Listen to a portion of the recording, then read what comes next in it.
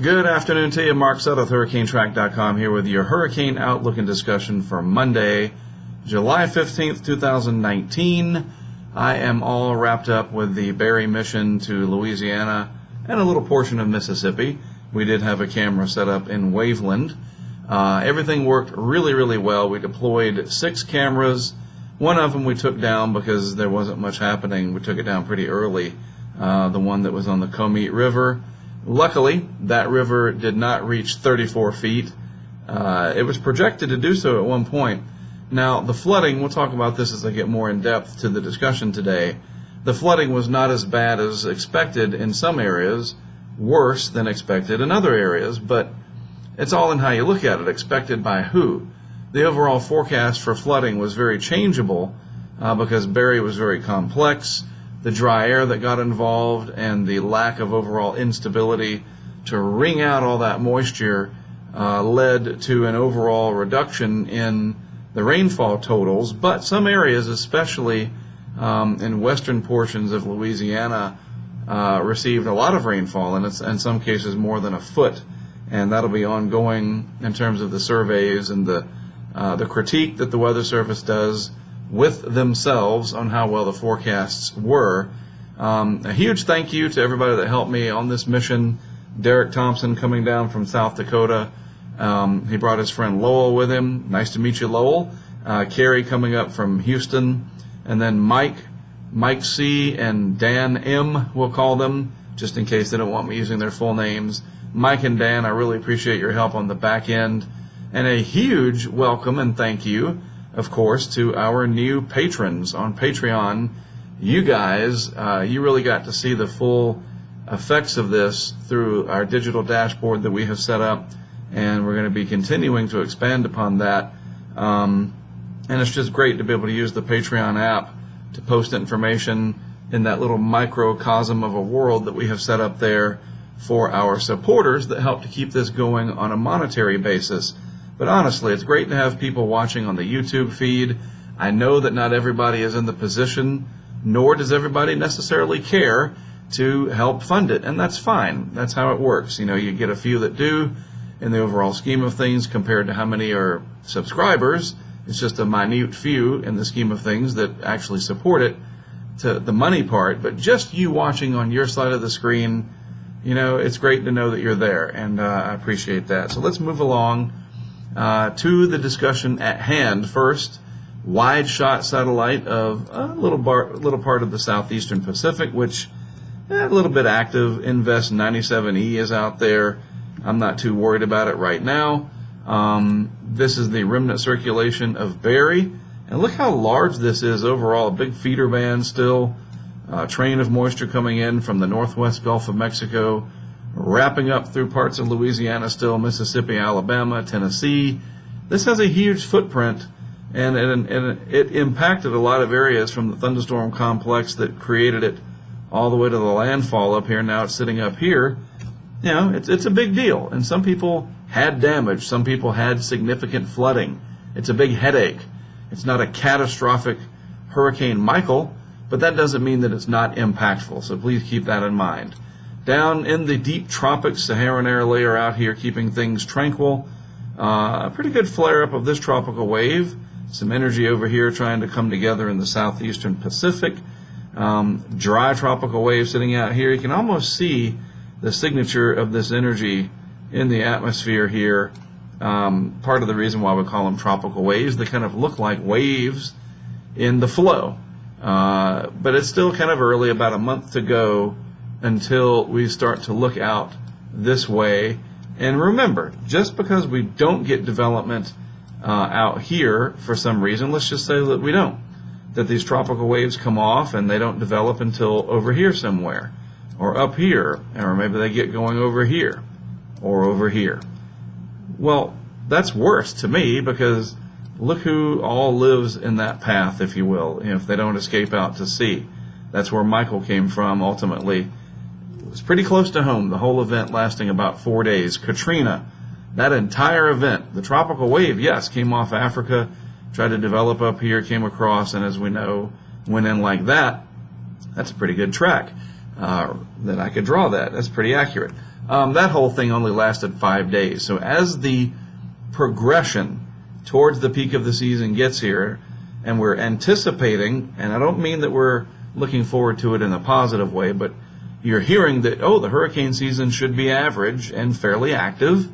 When is it going to happen? Well, just remember, it doesn't always have to happen out here in the traditional main development region. If this is hostile and these tropical waves make their way west and then develop, that becomes a problem with less time to prepare, and they are much closer to home. Home for you, home for me, home for people in the islands and elsewhere. So here's the broad picture again of Barry over Arkansas, the center of it is.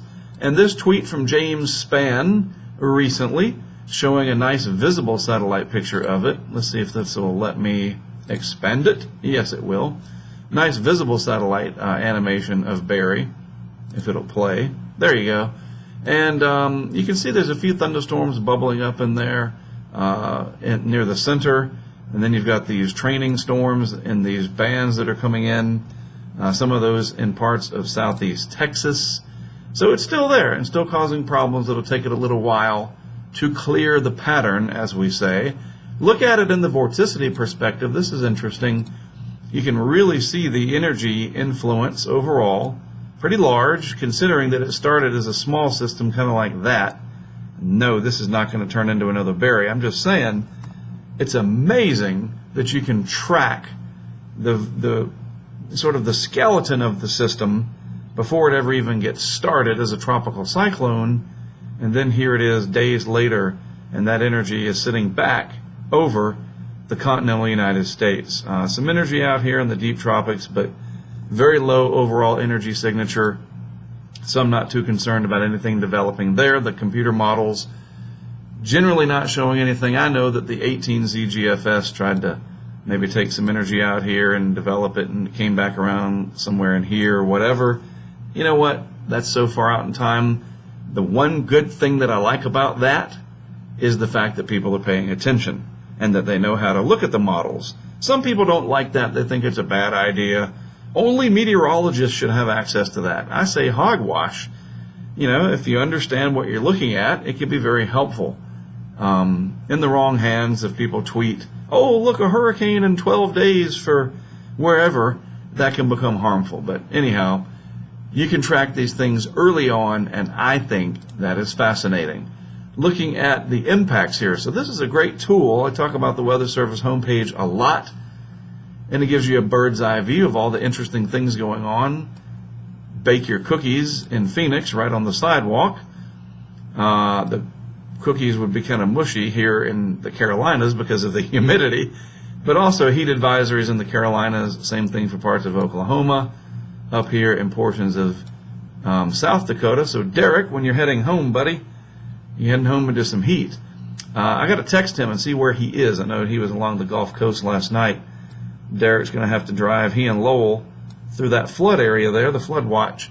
And this is what I'm trying to show you. You still have some impacts from Barry with river floods, flash flood watches, etc. And if we look at the map here of the radar, luckily it's not that filled in, but you do have these areas of concentrated showers and storms in these bands that'll pop up in the very unstable air mass overall.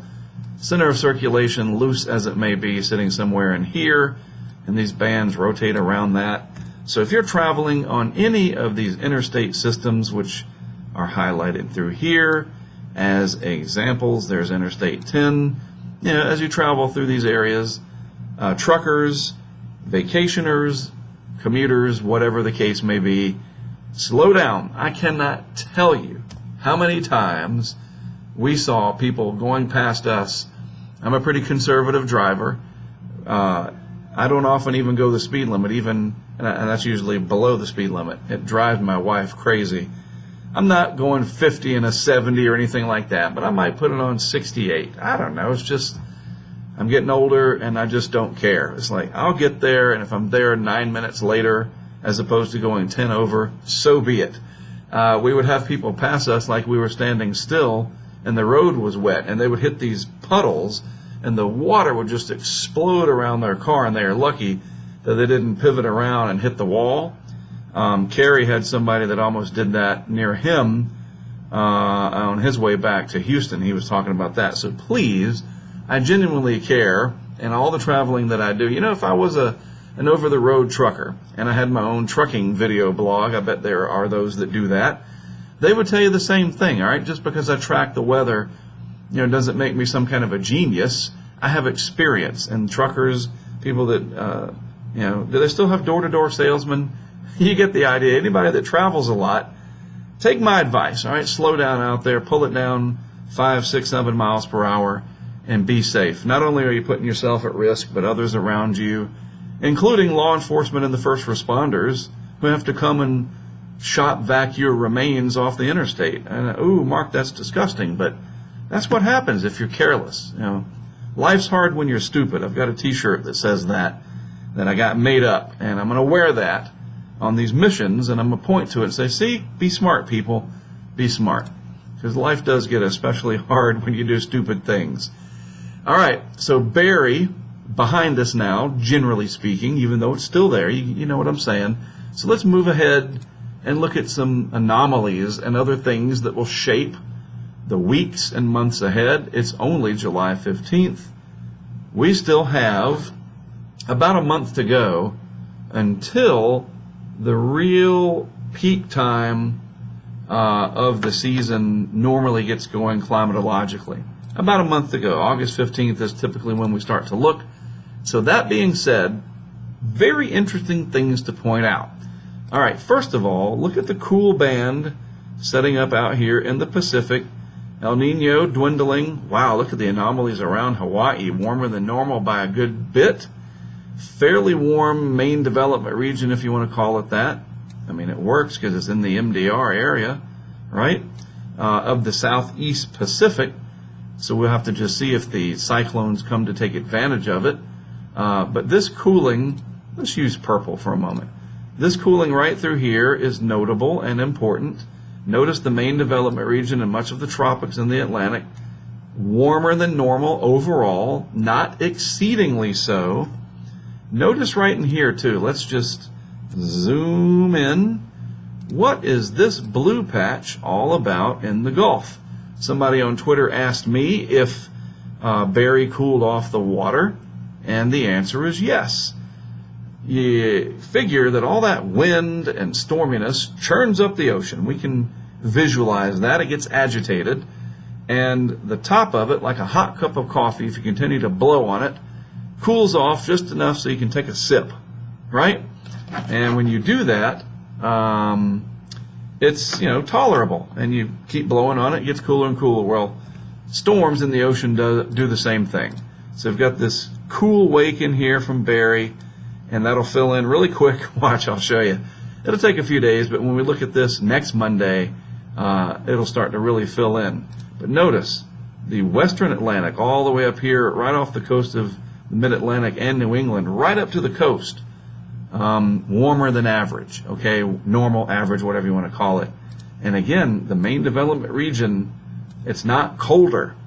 You know, let's just say that. It's where it should be plus a little bit more. Not exceedingly so, like I mentioned. And in fact, if we compare this to 2 years ago, this area right in here, just focus on that. 2 years ago, a very busy season. You know, it's warmer, certainly more concentrated between Africa and the Lesser Antilles 2 years ago. Shut up, computer. But it's similar enough. And really 2 years ago, look at the Pacific. It was a little bit warmer than we're seeing now. Take my illustration away, right? So we'll see. You know, there's no two seasons ever going to be the same, but very similar look overall in the sea surface temperature pattern. Although Hawaii, that could be interesting. That's a long haul to get from Wilmington to Hawaii. Whoops, whatever. You get the idea. We'll just see. So yeah, Barry took a little bit of the heat out. Everywhere else in the Atlantic still pretty warm. Looking at the Gulf actual temperatures, and this too I want to zoom in. So these are the actual temperatures at the surface, okay? All of this green color in through here is, what is that, 29 Celsius.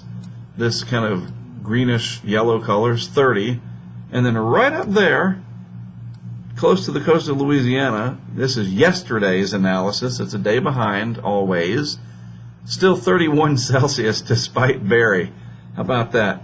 So Barry came down and churned this up a little bit, but watch, this too will fill in. Folks, the rest of the Gulf of Mexico still very warm. The shelf water up through here not disturbed too much. I'll take a look at this again tomorrow. Actually, Wednesday. I'm not going to have an update tomorrow. Travel day tomorrow. But we'll look at this on Wednesday. We'll see how this changes. But that's, it took a little bit of energy out there. But there's still plenty of warm water left in the Gulf. Looking at actual temperatures off the East Coast. Let's see. What's what? I'm trying to find my 26 degrees Celsius. I think that's 26 C right there. That's about 79.5. We'll call it 80 Fahrenheit. And I'm going to outline it for you right through there. There you go. There's your 26 C line. Everything south of that line is warm enough to support tropical cyclone activity. So, right off the coast of Delaware, roughly, down through the Mid-Atlantic, Delmarva region, Cape Hatteras, whatever. It's plenty warm.